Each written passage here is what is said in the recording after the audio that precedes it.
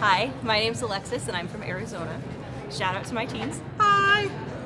I chose The Giver by Lois Lowry, and this was the book for me. This was the book that flipped my switch and turned me into a reader. It's the first book I ever read in one sitting, cover to cover, and it's the first book I ever got in trouble for reading. In 6th grade, the only D I have ever gotten in English was over this book because the teacher instructed our class that in the end he dies and that it's hypothermia, and I thought that she left it up to the reader, and it was the only D I ever received in English, which is still, you can tell, I'm bitter about it to this day. So I loved this book. I hope you'll love it too. I hope you read it. Read it, section now. The assignments continued, and Jonas watched and listened, relieved now by the wonderful assignment his best friend had been given. But he was more and more apprehensive as his own approached. Now the new 12s in the row ahead had all received their badges. They were fingering them as they sat, and Jonas knew that each one was thinking about the training that lay ahead. For some, one studious male had been selected as a doctor, a female as an engineer, and another for law and justice. It would be years of hard work and study. Others, like laborers and birth mothers, would have a much shorter training period. 18, Fiona, on his left, was called. Jonas knew she must be nervous, but Fiona was a calm female. She had been sitting quietly, serenely throughout the ceremony.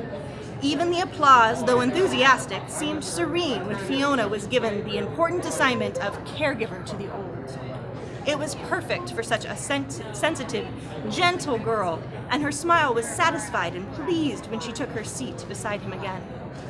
Jonas prepared himself to walk to the stage when the applause ended and the chief elder picked up the next folder and looked down to the group to call forward the next new 12. He was calm now that his turn had come.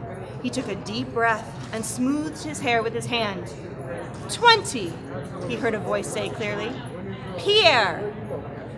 She skipped me, Jonas thought, stunned. Had he heard wrong? No, there was a sudden hush in the crowd, and he knew the entire community realized that the chief elder had moved from 18 to 20, leaving a gap. On his right, Pierre, with a rather startled look, rose from his seat and moved to the stage. A mistake! She had made a mistake! But Jonas knew, even as he had the thought that she didn't. The chief elder made no mistakes, not at the ceremony of 12. He felt dizzy. He couldn't focus his attention. He didn't hear what assignment Pierre received and was only dimly aware of the applause as the boy returned wearing his new badge. Then, 21, 22. The numbers continued in order. Jonas sat dazed as they moved into the 30s and then the 40s. Nearing the end, each time at each announcement, his heart jumped for a moment and he thought wild thoughts. Perhaps now she would call his name. Could he have forgotten his own number? No, he had always been 19. He was sitting in the seat marked 19. But she had skipped him. He saw the others in his group glance at him, embarrassed, and then avert their eyes quickly. He saw a worried look on the face of his group leader. He hunched his shoulders and tried to make himself appear smaller in the seat. He wanted to disappear, to fade away, to not exist. He didn't dare turn to find his parents in the crowd. He couldn't bear to see their faces darkened with shame. Jonas bowed his head and searched through his mind. What had he done wrong?